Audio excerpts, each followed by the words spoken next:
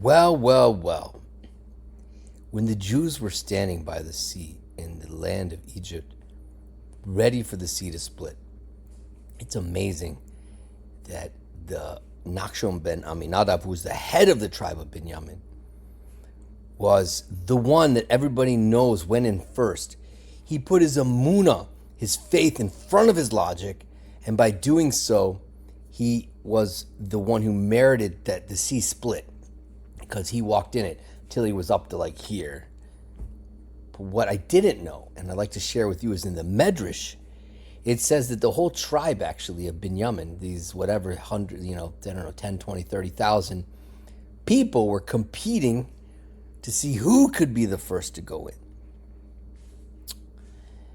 They actually broke out in a fight, says the Medrash, which is amazing. It's like they're all on such a high level. They all wanted to be the one who could go into the land of Egypt, who could go into the sea and be the one to merit that it splits.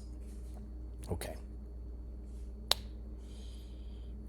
My daughter's fiance, Yisrael, he was teaching me, an idea that I've heard of, but really that we look at the world as all an illusion.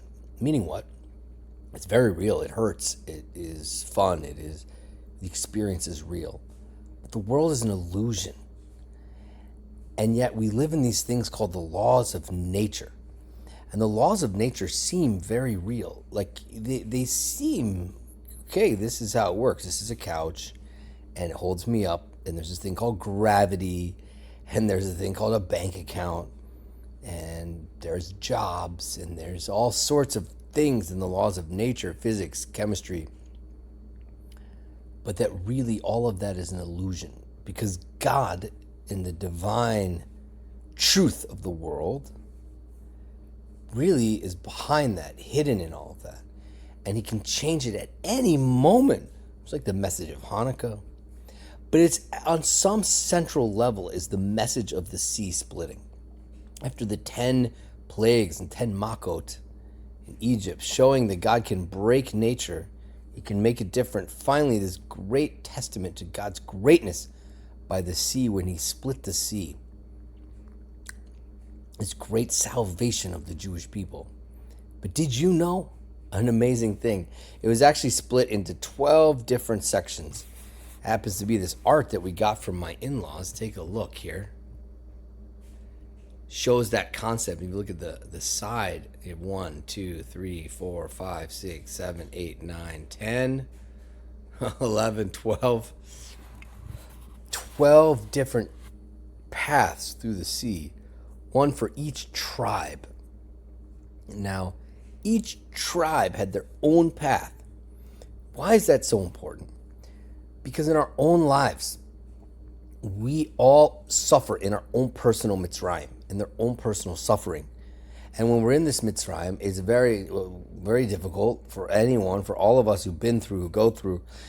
But when we go out of Mitzrayim, when we go out, there's our own unique path. And that guy's path is not necessarily like my path. And that my path out will not be the same. I have my own redemption path, or my own going out into my freedom. And it's good to know. It's good to know that there are many different ways to get free.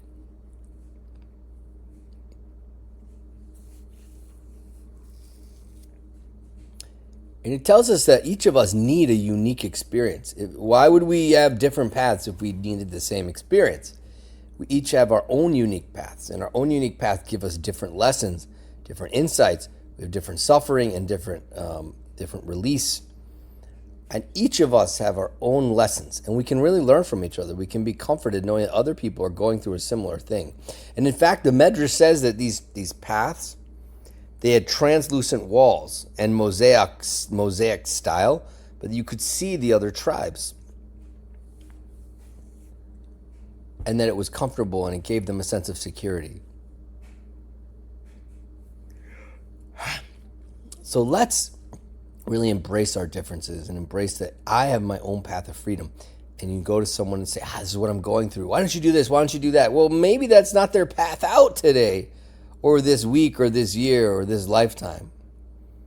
And the best we can do is help someone else facilitate their way out. I was in a very bad mood last night. I got trapped by my negative head once again. And my wife tried to help me. She's a good lady, a very good-hearted person, and she couldn't help me. And today I was reflecting, like, how could she help me better next time? She doesn't owe me. But I said, you could try this language. Hey, Daniel, what do you seem like you're in a bad place? Are you? Yeah. Uh-huh. What do you need to do for you to help yourself get out of this place?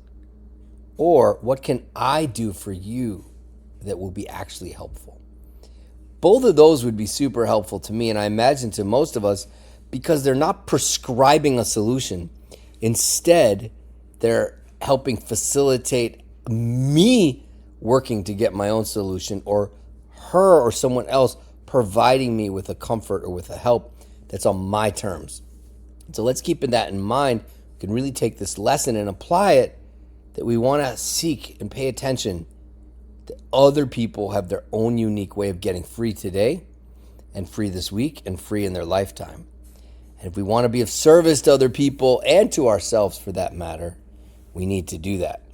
And to extend the lesson onto ourselves, that when we think about our own path and what we need, not to assume that just like the guy over there, the girl over there was able to get free by doing X, so I should be able to also. Not necessarily. So let's take that into our daily lives and let's work on helping other people in this way. Have a beautiful, beautiful Shabbos and rest of your week.